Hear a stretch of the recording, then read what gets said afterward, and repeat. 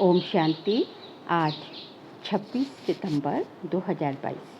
आज की श्रेयवाणी की मुख्य पंक्तियाँ हैं। मीठे बच्चे, रूहानी बाप ने ये रुद्र ज्ञान यज्ञ रचा है। इस यज्ञ के रक्षक तुम ब्राह्मण हो। रूहानी बाप ने ये रुद्र ज्ञान यज्ञ रचा है।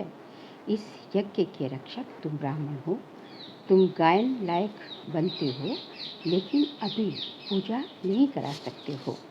प्रश्न है, तुम बच्चों में जब ज्ञान की पराकाष्ठा हो जाएगी तो उस समय की स्थिति क्या होगी? उस समय तुम्हारी स्थिति अचल अडोल होगी। किसी भी प्रकार के माया के तूफान हिला नहीं सकेंगे। तुम्हारी कर्मातीत अवस्था हो जाएगी। अभी तक ज्ञान की पूरी पराकाष्ठा न होने के कारण माया के तूफान, स्वप्न आदि आते हैं। ये युद्ध का मैदान है। नई नई आशाएं प्रकट हो जाएंगी, परंतु तुम्हें इनसे डरना नहीं है। बाप से हिम्मत ले आगे बढ़ते रहना है कि वजह है तुम्हें पाके हमने जहाँ पा लिया है। ओम शांति। गीत तो बच्चों ने बहुत बार सुने हैं, अब उनके अर्थ में टिकना है। लक्ष्य को पकड़ लिया है कि अभी हम बेहद के बाप से बेहद का वर्षा ले रहे हैं, जिसको आधा कल्प से याद किया है। रावण वर्षा छीनते हैं। दुनिया वाले इस बात को नहीं जानते, तुम बच्चे जानते हो। ये रुद्र ज्ञान यज्ञ है, कोई मनुष्य का नहीं। प्रजापिता ने ये यज्ञ नहीं रचा है, ये रुद्र यज्ञ है। ज्ञान सागर या शिव ने ये यज्ञ रचा है। यज्ञ तो अनेक प्रकार के रचते हैं ना, जैसे दक्ष प्रजापति कहते हैं। अब दक्ष प्रजापति तो है नहीं, ब्रह्मा है प्रजापिता। दक्ष प्रजापति अक्षर नाम कहाँ से आया? बाप बैठ समझाते हैं, ये रॉन्ग बनाया हुआ है। शास्त्रों में भी लंबी चौड़ी कथाएं लिखती हैं। अब बाबा कहते हैं, जो भी सुनते आए हो सब भूलो। मैं जो तुमको सुनाता हूँ वह सुनो। प्रजापिता तो एक ही होगा ना। जो भी यज्ञ रचते हैं वह सब है मटीरियल यज्ञ। ये है रूहानी बाप का रूहानी यज्ञ। इसमें भी ब्राह्मण चाहिए। वह ब्राह्मण तो हैं मुख वंशावली, तुम हो मुख वंशावली। मुख वंशावली कभी पुजारी हो न सके। तुम पूज्य बनते हो, वह है पुजारी। तुम गायन लायक बनते हो, तुम्हारी पूजा अभी नहीं हो सकती है। अगर देहधारी की पूजा करते हैं तो ये रॉन्ग है। पवित्र है ही सतयुग में देवताएं। हिंदुओं की रस्म रिवाज है, जो स्त्री को कहा जाता है कि पति ही तुम्हारा गुरु ईश्वर सब कुछ है, तो पति के चरण धोकर पीती हैं। आजकल तो वह रिवाज नहीं है। सिविल मैरिज में ये अक्षर नहीं निकालते हैं कि पति तुम्हारा गुरु ईश्वर आदि है। ये सब है ठगी। इसलिए चित्र भी ऐसा बनाया है कि लक्ष्मी नारायण के पांव दबा रही है। समझते हैं वह भी ये सब करती थी। हिंदू नारी को ये करना चाहिए। हाफ पार्टनर से ये धंधा कराया जाता है। हाफ पार्टनर से ये धंधा कराया जाता है क्या? किस्म किस्म के होते हैं, तो जो रस्म देखते हैं वह चित्र बना देते हैं। अब वहाँ ऐसे थोड़े ही हो सकता है जो लक्ष्मी बैठ पांव दबाए। बाबा कहते हैं, मैं द्रौपदी के आकर पांव दबाता हूँ। उन्होंने फिर श्री कृष्ण का रूप दे दिया है। ये सब हैं व्यर्थ बातें। वहाँ राम को तो 4 भाई होते नहीं, वहाँ बच्चा भी तो एक होता है। 4 बच्चे कहाँ से आए? बाबा कहते हैं, मैं तुमको इन सब शास्त्रों का सार बताता हूँ। ये बातें तुम बच्चों को समझाई जाती हैं, तुम समझा सकते हो। बाबा कहते हैं, तुम जो ये कसम उठवाते हो वह झूठा उठवाते हो। अब कहते हैं गीता श्री कृष्ण ने गाई, हाथ में गीता उठाते हैं, फिर कहते ईश्वर को हाजिर नाजिर जान सच बोलना।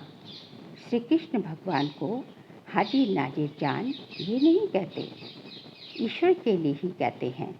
तो श्री कृष्ण गीता का भगवान है, ये अभी बुद्धि से निकाल दो। झूठा कसम होने के कारण उनमें ताकत नहीं रही है। एक्यूरेट है एक धर्मराज, सुप्रीम जज वही सच्चा है। सतयुग में तो जज आदि होते नहीं, क्योंकि वहाँ कोई ऐसी बात नहीं होती। सब हिसाब किताब चुकतू कर वहाँ चले जाएंगे, फिर नए सिरे से सतो प्रधान सतो रजो तमो में आएंगे। हर एक वस्तु जो तुम देखते हो वो नई से पुरानी जरूर होती है। दुनिया भी नई से पुरानी होती है। ये पुरानी दुनिया है, परंतु कितने तक पुरानी है ये किसी को पता नहीं। सदैव 4 भागों में बांटा जाता है। ये भी 4 युग हैं। पहले नया, फिर चौथा पुराना, फिर आधा पुराना, फिर सारा पुराना हो जाता है, बिल्कुल ही टूटने के लायक हो जाता है। इस कल्प की आयु 5000 वर्ष है। अभी तुम हो अंत में। अंतिम जन्म में तुम बाप से वर्षा पाते हो 21 जन्मों के लिए। सतयुग त्रेता में 21 जन्म, द्वापर कलयुग में 63 जन्म क्यों होते हैं? क्योंकि पतित बनने से आयु कम हो जाती है, आधा कल्प आयु बड़ी होती है। अभी तुम योग सीखते हो। तुम बच्चे यहाँ योग व याद सीखने के लिए नहीं आते हो, यहाँ तुम आते हो सम्मुख मुरली सुनने। मुरली तो बहुत प्यारी लगती है। योग तो तुम कहाँ भी बैठकर कर सकते हो। स्टूडेंट के इम्तिहान का जब टाइम होता है तो कहाँ भी होंगे, बुद्धि में इम्तिहान की ही बातें घूमती रहेंगी। यहाँ तुम्हारी पढ़ाई और योग इकट्ठे हैं। पढ़ाने वाले को भी याद करना पड़े। बाबा कहते हैं मामे कम याद करो। भूल से श्री कृष्ण का नाम डाल दिया है। सन्यासी आदि तो श्री कृष्ण को याद करते नहीं। बाकी किसने कहा मन मना भव, तत्त्वम व तत्व व ब्रह्मा तो नहीं कह सकता। बाबा कहते हैं किसने कहा मन मना भव, ये सारे 5 तत्व हैं और ब्रह्मा तो ऐसे नहीं कह सकता। बाप इस मुख का आधार लेकर कहते हैं बच्चे मामी कम याद करो। ये सब पॉइंट्स बुद्धि में धारण करनी होती है, फिर समझाना होता है। कांग्रेसी लोग कितना आवाज़ से बोलते थे। उनका लीडर था बापूजी। वह था जिस्मानी बापूजी, ये है फिर रूहानी बापू। सभी का बाप तो गांधी जी हो न सके। शिव बाबा तो सबका बाप है ना। ब्रह्मा भी बाप है जरूर, परंतु इस समय सिर्फ तुम जानते हो। सारी दुनिया तो नहीं मानेगी, क्योंकि समझते नहीं। यहाँ हम बापू निराकार शिव बाबा को कहते हैं। वह सभी का पिता है। बच्चों को कितनी पॉइंट्स समझाते हैं, कभी आत्मा पर, कभी परमात्मा पर, कभी शास्त्रों पर। ढेर के ढेर भारत में शास्त्र हैं और धर्म वालों का तो एक ही शास्त्र होता है। यहाँ तो अनेक शास्त्र हैं। फॉलोअर्स भी जो कुछ सुनते सत सत करते रहते हैं। एम ऑब्जेक्ट कुछ भी नहीं। जैसे राधा स्वामी पंथ है, अब नाम तो रखा है राधा स्वामी। राधे का स्वामी तो श्री कृष्ण है। वास्तव में जिस रूप से भारतवासी श्री कृष्ण को समझते हैं वैसे है नहीं। राधे तो कुमारी है, श्री कृष्ण कुमार है, फिर कृष्ण का स्वामी कैसे कहेंगे? जब स्वयंवर बाद लक्ष्मी नारायण बने तब स्वामी कहा जाए। छोटेपन में तो आपस में खेल पाल करते हैं, तो वह कोई पक्का स्वामी थोड़े ही हुआ। बहुत हैं जो सगाई को भी तोड़ देते हैं। अब लक्ष्मी नारायण तो दिखाते हैं, परंतु नारायण के बाप का नाम क्या है कभी बता न सके। अब श्री कृष्ण के माँ बाप दिखाते हैं। राधे और श्री कृष्ण दोनों के माँ बाप अलग अलग हैं। राधे और जगह की थी, श्री कृष्ण फिर और जगह का था। सतयुग की बातों का सारा अगड़म बगड़म कर दिया है। लक्ष्मी नारायण के माँ बाप का नाम कहाँ, नारायण का अर्थ कहाँ, ये कोई भी नहीं जानते। ये राधे कृष्ण ही फिर लक्ष्मी नारायण बनते हैं स्वयंवर के बाद। बाबा कहते हैं, भक्ति मार्ग की कितनी बड़ी सामग्री है। ज्ञान में तो सिर्फ बीज को जानना होता है। बीज क्या है, भगवान को जानना होता है। बीज के ज्ञान से सारा झाड़ बुद्धि में आ जाता है। तुम जानते हो, ऊंचते ऊंच भगवान है जो परम धाम में रहते हैं। वहाँ तो सभी आत्माएं रहती हैं। सूक्ष्म वतन में तो है सिर्फ ब्रह्मा विष्णु शंकर। ब्रह्मा और विष्णु तो पुनर्जन्म में आते हैं, बाकी शंकर नहीं आता। जैसे शिव बाबा सूक्ष्म है, वैसे शंकर भी सूक्ष्म है। तो उन्होंने फिर शिव शंकर को इकट्ठा कर दिया है, परंतु है तो अलग अलग ना। शिव बाबा ब्रह्मा द्वारा स्थापना, विष्णु द्वारा पालना और फिर शंकर द्वारा विनाश कराते हैं। ब्रह्मा सो विष्णु हो जाता है, ब्रह्मा सरस्वती सो लक्ष्मी नारायण बनते हैं। तत्वम, तुम भी देवता घराने को हो ना, तो बाप तुम्हें सब राज समझाते रहते हैं। बाकी धारणा करने वाले नंबरवार हैं। जिसने जो पद कल्प पहले पाया था, वही पुरुषार्थ चल रहा है। पुरुषार्थ बिगर प्रारब्ध बन न सके। पुरुषार्थ से समझा जाता है, कल्प पहले भी इसने इतना किया था। अभी तुम्हारी पढ़ाई चल रही है, रुद्रमाला विष्णु की माला गाई जाती है। बाकी ब्राह्मणों की माला है नहीं, क्योंकि पुरुषार्थी हैं। आज अच्छा चलते कल माया का घुसा लग जाता। रुद्रमाला बनने से फिर ट्रांसफ़र हो जाएगी। ब्राह्मण तो पुरुषार्थी हैं। आज अच्छे चलते तो गल गिर पड़ते, तो माला बन न सके।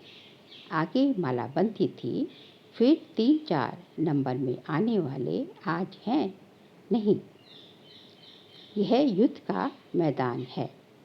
कुछ भी बात समझ में ना आए तो पूछो, क्योंकि तुमको औरों को भी समझाना है। कच्चे जो हैं वे मूंझ पड़ते हैं। ब्राह्मणों में भी नंबरवार हैं।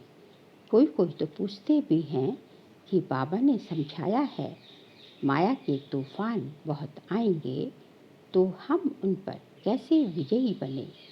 अनुभवी टीचर ना हो तो कैसे समझा सकेगी। बाप समझाते हैं, ये माया के तूफान स्वप्न आदि सब आएंगे। जब तक ज्ञान की पूरी पराकाष्ठा आ जाए, कर्मातीत अवस्था हो, इस समय तो बहुत आएंगे।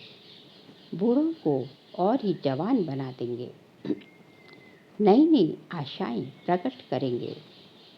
तुम कहेंगे, आगे तो कभी ऐसे ख्याल भी नहीं आते थे। बाबा बूढ़ों को और जवान बना देंगे, क्योंकि जवानी में ज़्यादा इच्छाएं होती हैं और नए नए जो है आपके जो है आशाएं होती हैं जवान में। तो बाबा कहते हैं, बुढ़ापे में लोग पहुंच गए हैं और ऐसे ऐसे आपको दिमाग में संकल्प आएंगे, आशाएं आएंगी, जो कि जवानी में आनी चाहिए, लेकिन अभी बुढ़ापे में आ रहे हैं। तो इसलिए बाबा कहते हैं कि बूढ़ों को और ही जवान बना देंगे।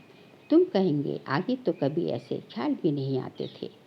अरे युद्ध के मैदान में तो तुम अभी आए हो ना।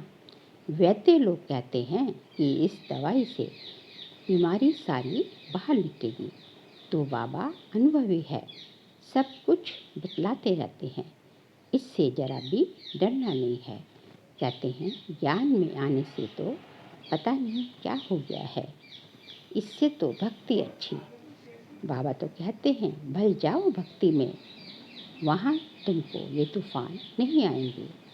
बाबा तो सब बातें समझाते हैं, रोज सुनने वालों की बुद्धि में पूरी धारणा होगी। मुख्य है ही नॉलेज से काम, फिर भल कहाँ भी जाओ मुरली तुमको मिलती रहेगी। मुरली पढ़ने की मिलिट्री में भी मना नहीं हो सकती। मिलिट्री को ऐसे थोड़े ही कहेंगे कि बाइबल व ग्रंथ आदि नहीं पढ़ो, सब पढ़ते हैं।